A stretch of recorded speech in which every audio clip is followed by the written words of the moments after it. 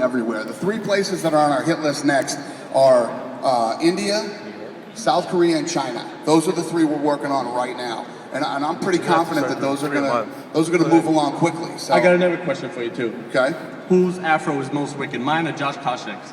Whose afro is what? Most wicked. Most wicked? Mine or Josh? Yeah, I think you got him beat. You definitely got him beat. We got another one here, Dana. Yep. Hey Dana, how's it going? Hey buddy.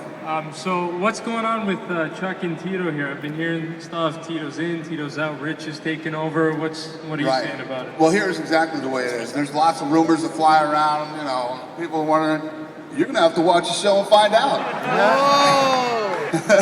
And one more quick question. So basically, unless there's any medical suspensions, the winner of Carwin Mir is going to be next in line for Brock? Absolutely. So the winner of that fight this Saturday will face Brock Lesnar probably in July.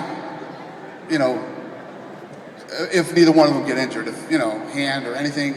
If one of them should get injured, Cain Velasquez will slide into that spot.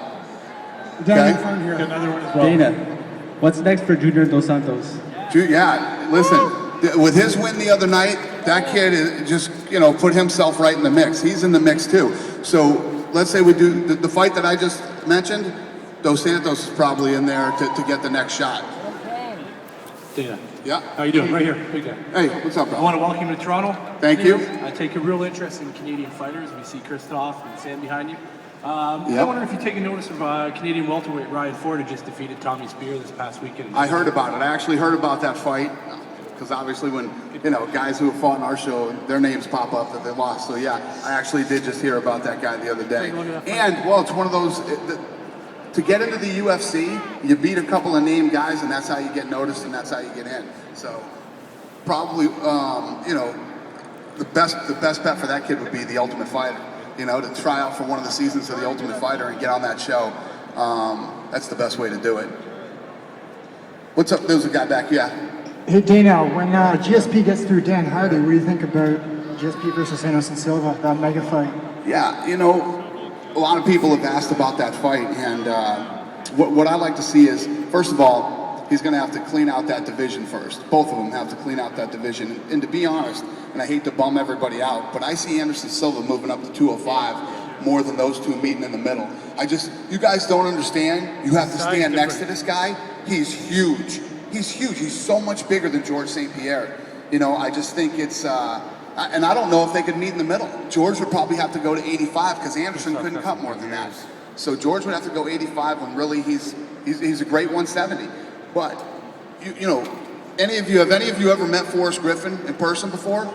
He's monstrous. He's enormous. And when those two squared off at the stare down, Anderson Silva was just as big as Forrest Griffin.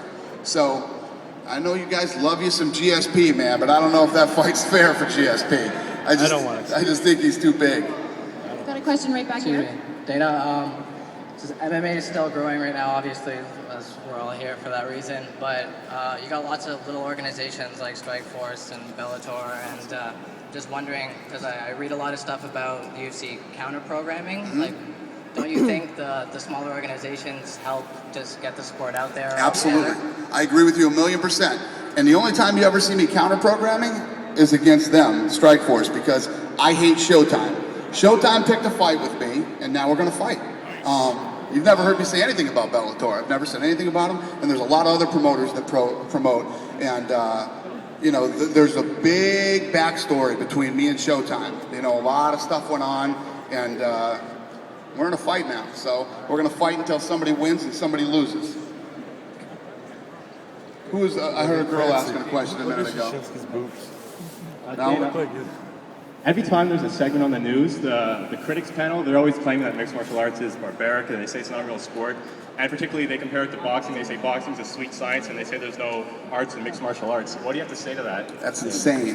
See, that you're talking about people that talk like that are uneducated about the sport and haven't educated themselves. You know, mixed martial artists, these guys have to be well versed in all these different styles, and